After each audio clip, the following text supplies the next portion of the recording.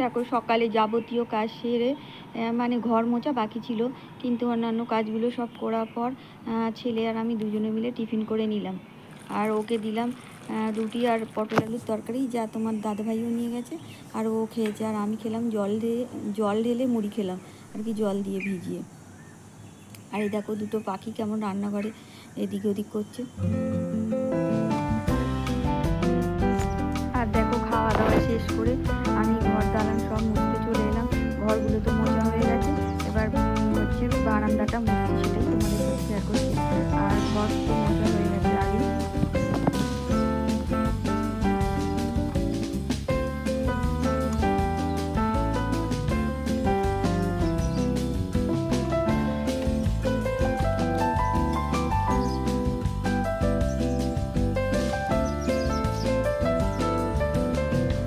দেখো ঘর মোছা শেষ করেই আমি কুমড়ো শাক কাটবো বলে পিছনে চলে এসেছি, আর সেগুলোই তোমাদের দেখাচ্ছি। আসলে অনেক দিন থেকে কুমড়ো শাক খাবো ভাবছি, কিন্তু ঠিক মানে হচ্ছে না, টাইম হচ্ছে না। আর তাছাড়া এটা সেটা সবজি করতে করতে আর করা হয়ে ওঠে না। তাই আজকে ভাবলাম যে কুমড়ো শাকটা করবো, সেই জন্যই কাটতে চলে এসেছি।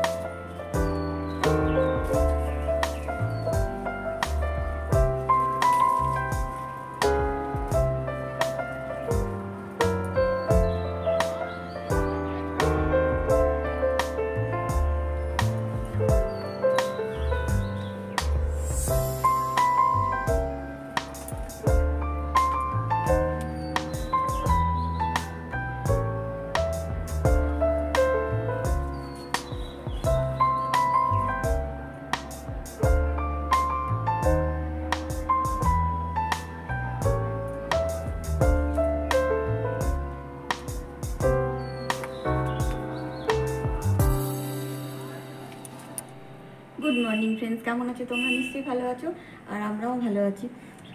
আমি আশা করছি তোমরা যে যেখানেই থাকো ভালো থাকো, সুস্থ থাকো। আর এই গরমে যা হাঁসফাঁস, মানে একদম মানুষ অস্থির হয়ে যাচ্ছে। দেখছো তো রাস্তায় বেরোতেও বারণ করে দিচ্ছে। তার মধ্যে মানে বেশি করে জল খাবে আর ওআরএস জলও খাবে। এইসব খেয়েই নিজেরা সুস্থ থাকবে আর সবাইকে সুস্থ রাখবে। আর দেখো এখন হচ্ছে অনেকটা রোদ্দুর বেরিয়ে গেছে। আমি এখন মানে রান্নার কাটাকুটি বাকি আছে, কিন্তু চলো আগে গিয়ে পুজোটা সেরে নিই, চানটা সেরে নিই আর পুজোটা সেরে নিই। কারণ অ্যালবেস্টারের তলায় তো একেবারে গরম, মানে যা রোদ্দুরের হলকা না, কালকে অবস্থা খুব খারাপ হয়েছিল। তাই আজকে ভাবছি আগে পুজোটা সেরে আসি, তারপরে এসে রান্না টান্না শুরু করব। এখানে নিচে তবু রান্না করতে করতে অনেক সময় ফ্যানের তলায় বসা যায়, কিন্তু ওখানে তো পুজো করতে গিয়ে অনেকটা মানে গরমে মানে একদম অবস্থা খারাপ হয়ে যায়। আর আমাদের টিফিন করা হয়ে গেছে, দেখলেই তো। আমি মুড়ি দিয়ে জল দিয়ে ভিজিয়ে খেলাম আর ছেলেকে করে দিলাম, মানে রুটি করে দিয়েছিলাম। তোমার দাদাভাই জানিয়ে গেছে, ও তাই রুটি তরকারি খেয়ে নিল। দেখো আমি সোজা রান্নাঘরে চলে এসেছি, আর কড়াইতে তো ফোড়ন দিয়ে দিয়েছি, তেজপাতা আর পাঁচফোড়ন, আর লাউটা কেটে নিয়েছি। লাউটা তখন মানে চাপিয়ে দিলাম, আর ওদিকে ভাত বসিয়ে দিয়েছি।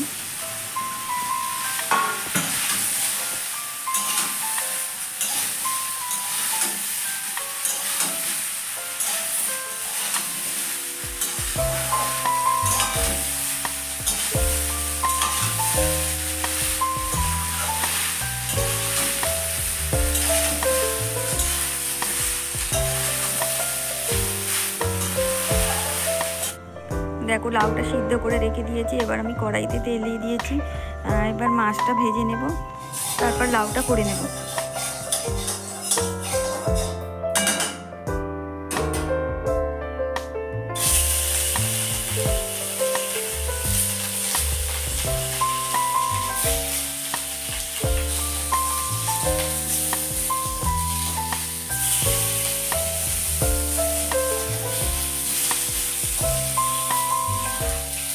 দেখো বড়িটা ভেজে রেখে দিয়েছি, আর লাউটাও সিদ্ধ করে রেখেছি।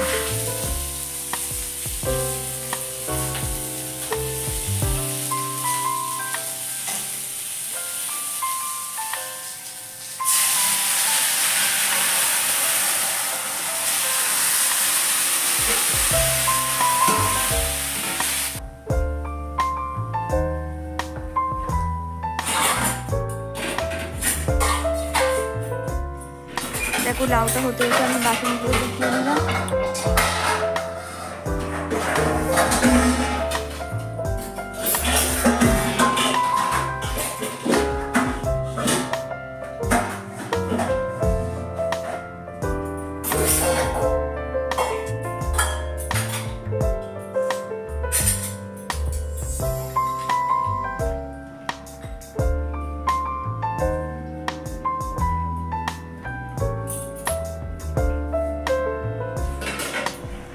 দেখো লাউটা রেডি হয়ে গেছে। আর আমি 4টে সুগার ফ্রি ট্যাবলেট দিয়ে দিলাম।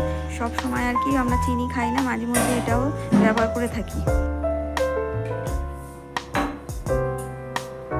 দেখো বন্ধুরা, আমি স্নান করে পুজো সেরে চলে এসেছি। আর দেখো ভাত ফুটে গেছে। আর দিয়ে কড়াইতে তেল দিয়ে দিয়েছি। ডাঁটাগুলো ভেজে আর কি প্রেশার কুকারের মধ্যে সিদ্ধ করে নেব। আর সকালে যে পটল আলুর তরকারি হয়েছে ওর তার মধ্যে মিশিয়ে দেবো। আসলে সকালবেলা কাটা ছিল না বলে করা হয়নি, তাই পরে ওর সাথে মিশিয়ে ফুটিয়ে নেব। দেখো প্রেশার কুকারে বসিয়ে দিয়ে আমি শাকটা বাছতে চলে এসেছি। আর দেখছো শাকের মধ্যে বেশি আমি মানে শাকটাই নিয়েছি, ডাঁটাগুলো ফেলে দিয়েছি। 2-4টে নিয়েছি, কারণ কেউ আমাদের ডাঁটা খেতে চায় না। আর আমি আর তোমার দাদাভাই হয়তো 2-1টা খাবো, সেই কারণে অল্পই নিয়েছি। আর আমার ছেলে তো একদম এই ডাঁটা খায় না, শুধু সজনা ডাঁটাই খায়।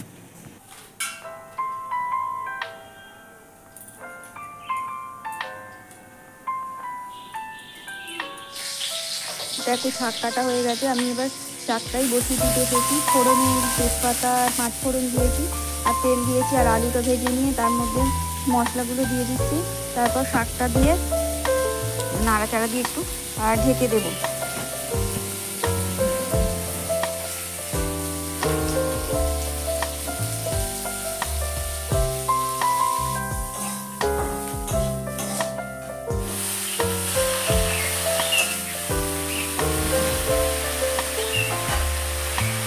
আর পাখিগুলো আবার এসছে, আমি সেটাই দেখছি, মানে মুখ ফিরিয়ে ফিরিয়ে।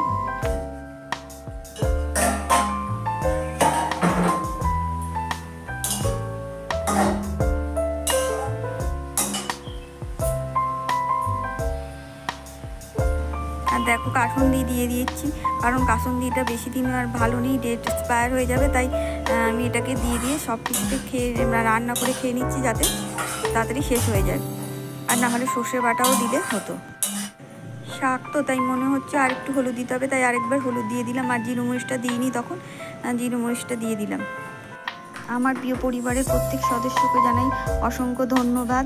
আর যারা ধৈর্য ধরে এতক্ষণ ধরে আমার ভিডিওটি দেখছো, তাদের কাছে একটাই অনুরোধ, আমাকে একটু সাবস্ক্রাইব করো, লাইক কমেন্ট শেয়ার করতেও ভুলো না।